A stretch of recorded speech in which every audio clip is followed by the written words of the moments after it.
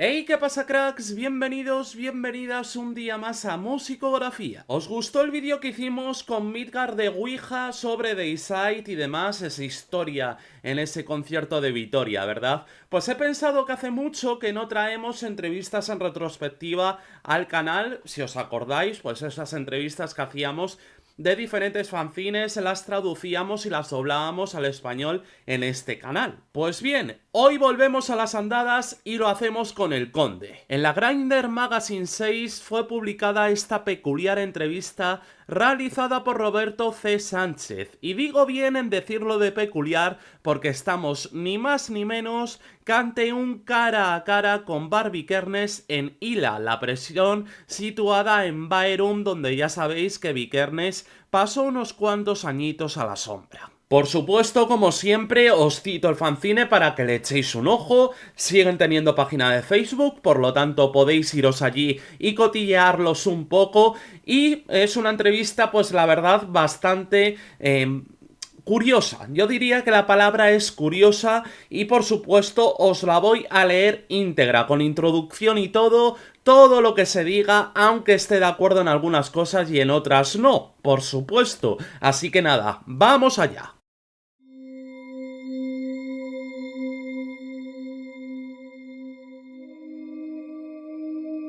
Un montón de entrevistas han sido publicadas en los últimos 2 años, relacionadas con el caso de Barbie Kernes y su banda Burzum, pero ninguna de ellas ha hablado realmente de lo que verdaderamente es Barbie Kernes, no un asesino o un quemador de iglesias, o del por qué Varg sirve 21 años de sentencia en una prisión de Noruega, sino qué es su música, arte y puntos de vista personales. En la entrevista de Roberto C. Sánchez le da tributo como músico y artista a Barbie Kernes, alias Burzum.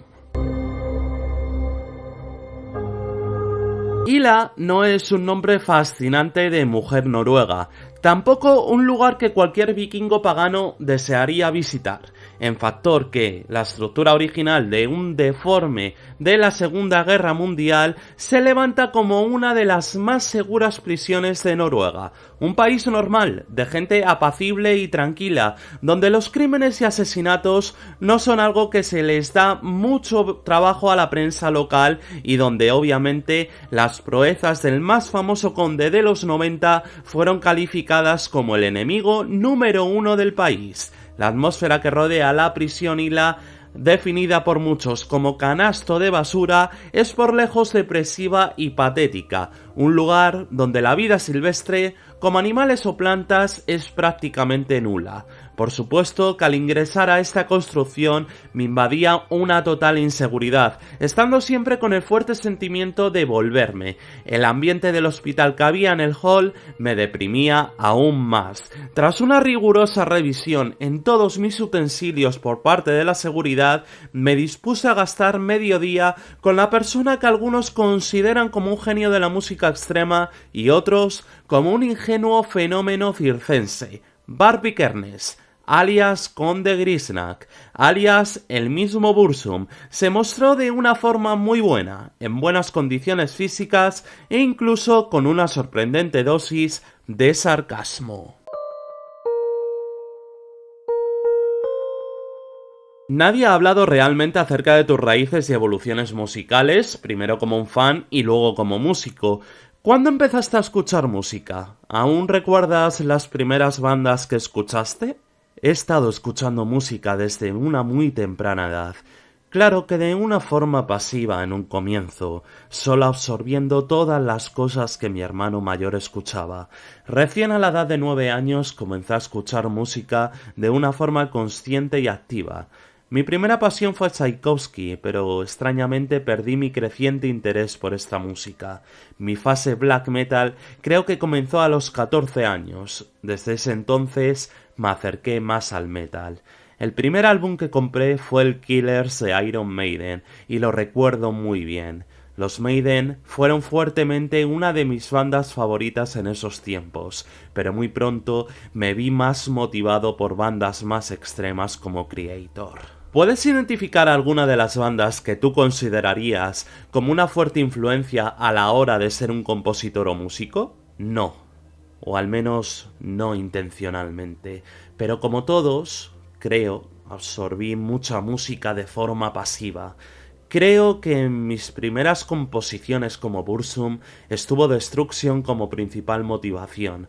Al menos esta fue la banda que cambió mi visión para con mis instrumentos, y fue cuando entonces descubrí mis verdaderas intenciones. Lástima que las haya descubierto tan tarde, por el año 1991.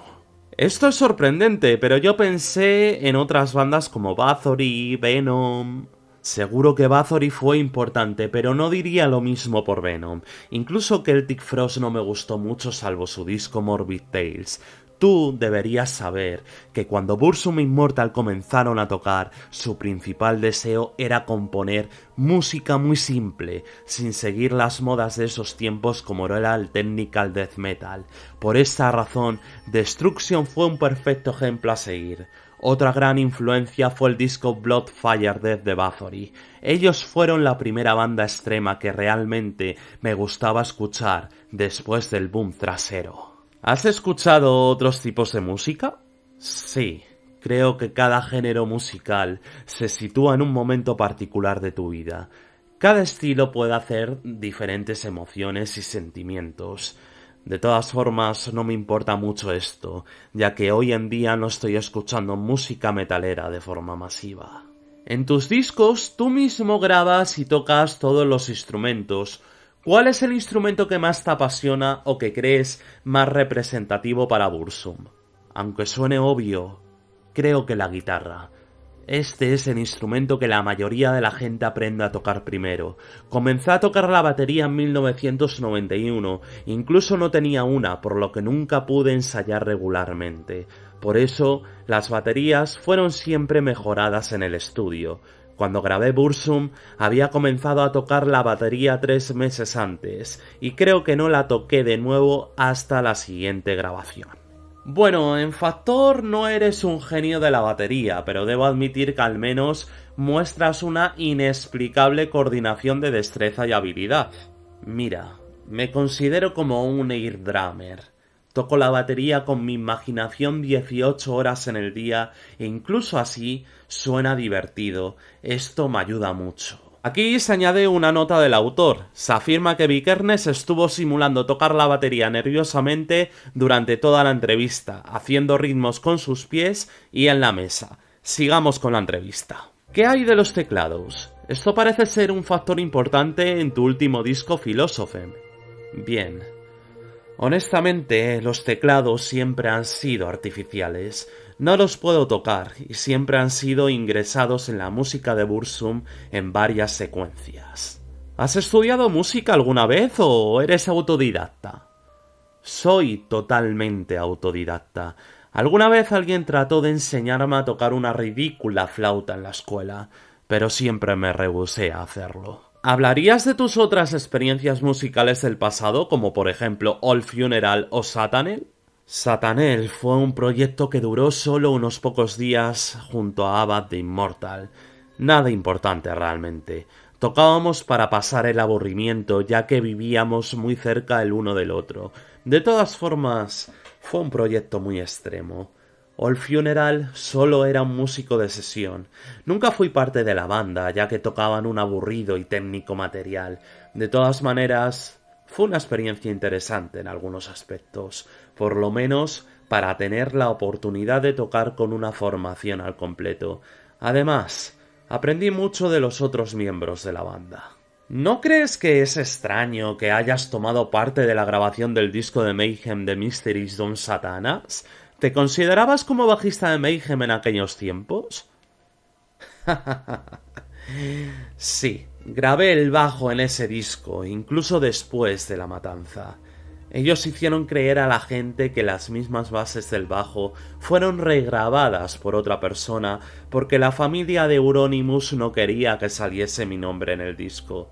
De todas formas, nunca fui bajista permanente de Mayhem, solo les ayudé en los ensayos previos a la grabación de su primer EP, por eso ellos quisieron que también grabase el disco. ¿Has estado alguna vez interesado en otras formas de arte o literatura, aparte de las que tienes ahora?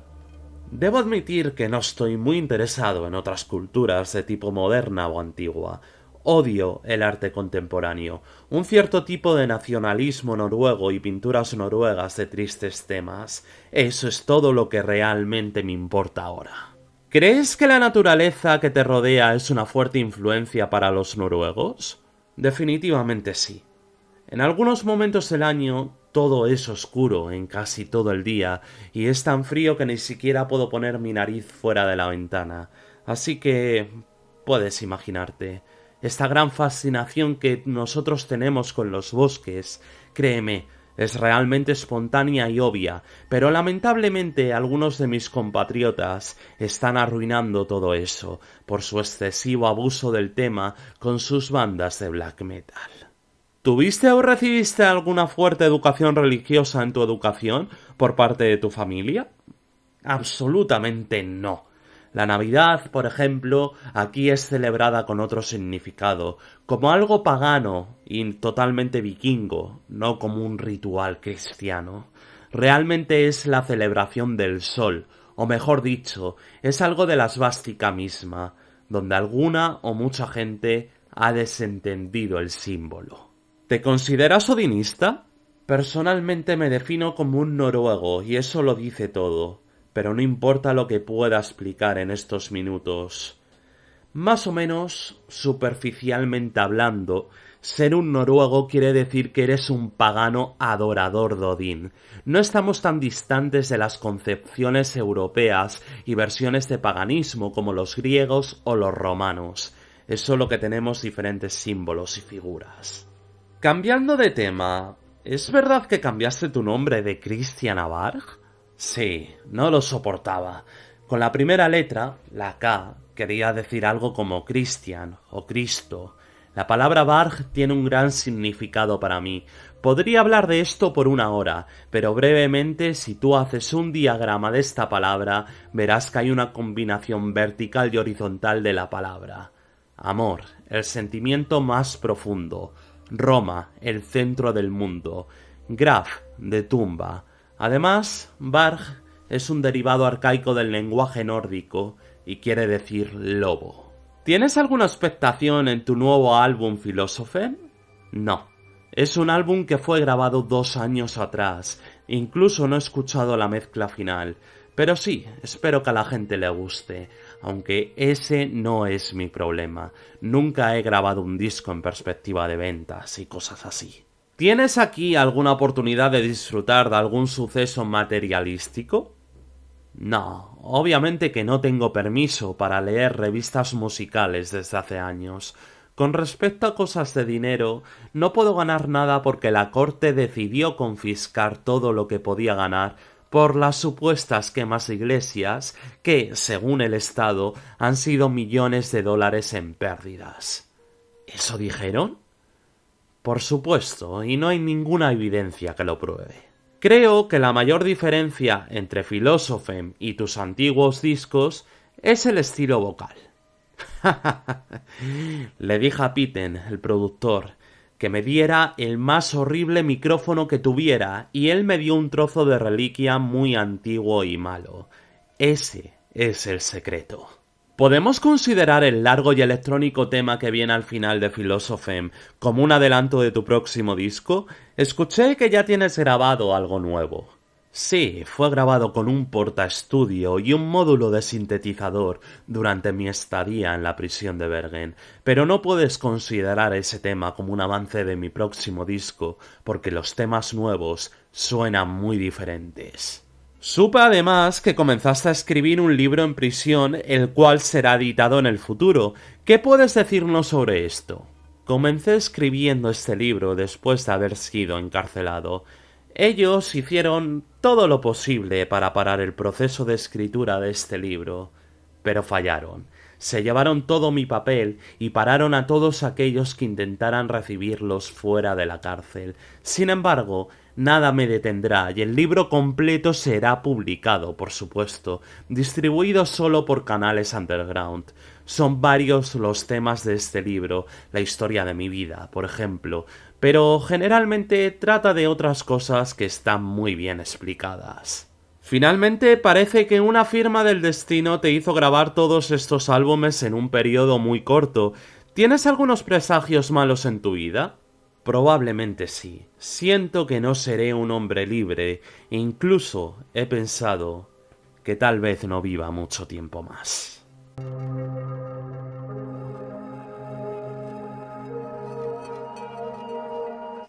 Estamos con toda la pereza. Suscríbete por aquí, que lo tienes ahí. Lo estoy dejando a huevo, más fácil imposible. Y aquí tienes más vídeos que sé yo que te van a interesar porque te interesa el metal extremo. Así que dale caña.